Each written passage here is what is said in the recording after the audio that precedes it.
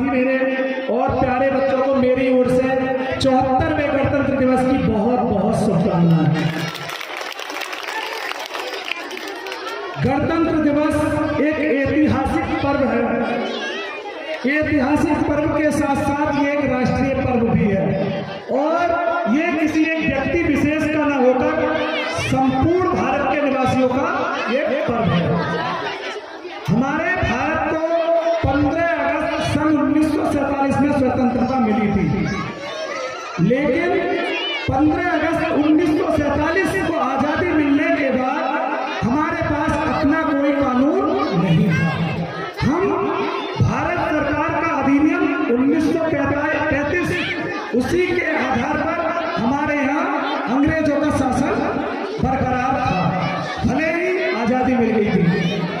तो 15 अगस्त 1947 में ब्रिटिश राज समाप्त होने के बाद जो ब्रिटिश लोगों का शासन था, हम भारतीय गुलामी के चंगुल में फंसे थे। उससे तो आजाद हुए। उसके बाद हमारे भारतीय संविधान के निर्माता डॉक्टर बाबा साहेब अम्बेडकर, उनके द्वारा जो एक महत्वपूर्ण दस्तावेज जिसे हम संविधान के नाम से जानते हैं, वो 2 वर्ष 11 माह 18 दिन में बनकर तैयार हुआ था। और जब वो संविधान बनकर तैयार हुआ तभी हमें हमारे देश को पूर्ण रूप से आजादी मिली। पूर्ण रूप से आजादी इसलिए मिली क्योंकि 26 जनवरी 1950 के बाद हम अपने फैसले खुद लेने लगे। ना हमारा अंग्रेजों का कोई हमारे ऊपर हुकूमत नहीं और ना ही कोई हमारे ऊपर कोई देश जवाब बना सकता है। तो अगर हमें ये आजादी हमारे महापुरुषों में, सभी बच्चे शांति बनाए रखें, थोड़ी देर बात सुनिए। तो ये जो आजादी मिली है, ये हमारे महापुरुषों ने अपने त्याग देकर इस आजादी को हमारे लिए दिया है। तभी सभी लोग यहाँ बीच में बैठे हैं, हम सब बीच में बैठे हैं। और हमारे यहाँ विभिन्न संस्कृतियों के लोग भारत में निवास करते हैं, विभिन्न धर्मों के, हिंदू, मुस्लिम, सिख, ईसाई, जैन, बौद्ध, पारसी, कई धर्मों के लोग निवास करते हैं। और इन सब धर्मों से मिलने के बाद ही भारत का निर्माण हुआ है। भारत राष्ट्र का स्वरूप जो है सभी के मिलने से है। अगर भारत किसी एक धर्म विशेष का हो जाए तो ये भारत कभी प्रगति नहीं कर पाएगा।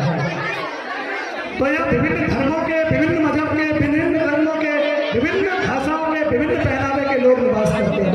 भारत की यही खूबसूरती है कि विभिन्नता में एकता, और जो हमेशा बरकरार रहनी चाहिए।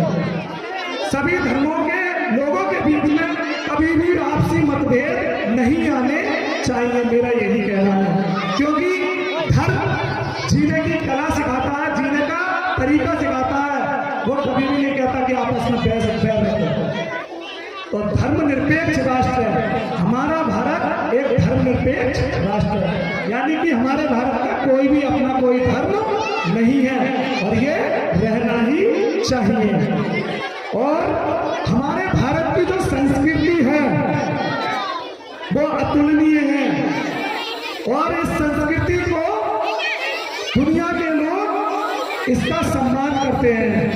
हमारी जो समृद्ध संस्कृति है, इससे दुनिया के लोग प्रभावित हैं और दुनिया हमारी तरफ आशा की नजरों से देखती है। अब मैंने जिक्र किया डॉक्टर बाबा साहेब अम्बेडकर जी का। उन्होंने हमें संविधान दिया, साथ ही उन्होंने कुछ अपने विचार भी दिए हैं। उन्होंने कहा है कि शिक्षा जितनी पुरुषों के लिए है उतनी ही स्त्रियों के लिए भी महत्वपूर्ण है। स्त्री शिक्षा पर भी ध्यान देना अति आवश्यक है। आज स्त्रियां पुरुषों से कई गुना आगे निकल चुकी हैं, तो हमें स्त्रियों को बराबर का अधिकार देना चाहिए। दूसरा बोला, शिक्षा उस शेरनी का दूध है जो इसे जितना पिएगा उतना दहाड़ेगा। तो शिक्षा से ही सब कुछ हासिल किया जा सकता है। तो मेरा जो गणमान्य लोग हैं, मेरा अनुरोध इतना ही है कि अपने बच्चों को शिक्षित बनाएं। शिक्षा जो होती है, शिक्षा का अर्थ ये नहीं है कि नौकरी पाना। शिक्षा का अर्थ दूसरे शब्दों में है कि समाज को जागरूक करना। अब हमारे भारत की जो आबादी है वो 140 करोड़ है। 140 करोड़ आबादी के लिए सभी तरीके से जॉब तो नहीं मिल सकती, लेकिन हम एक अपने भारत के निर्माण के लिए अपना योगदान अवश्य दे सकते हैं। तो मैं अंत में कुछ शेर बोलना चाहूंगा कि शहीदों का सपना जब सच हुआ, हिंदुस्तान तब स्वतंत्र हुआ। शहीदों का सपना जब सच हुआ, हिंदुस्तान तब स्वतंत्र हुआ।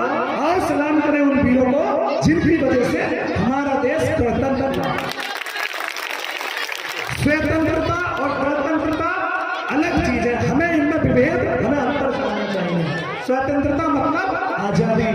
गणतंत्र, हमारे देश में 3 राष्ट्रीय पर्व मनाए जाते हैं। स्वतंत्रता दिवस 15 अगस्त को, गणतंत्र दिवस 26 जनवरी, एक राष्ट्रीय महापर्व, एक राष्ट्रीय पर्व 2 अक्टूबर गांधी जयंती।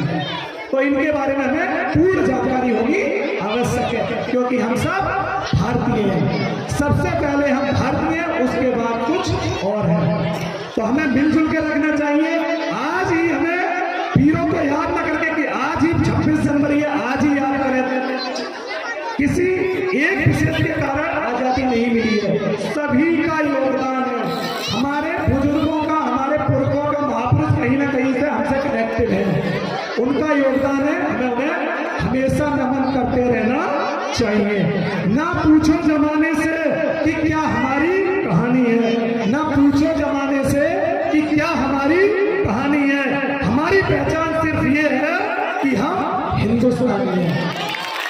ना हम हिंदू, ना मुसलमान, ना सिख, ना ईसाई, सबसे पहले हम भारतीय और उससे भी पहले इंसान हैं।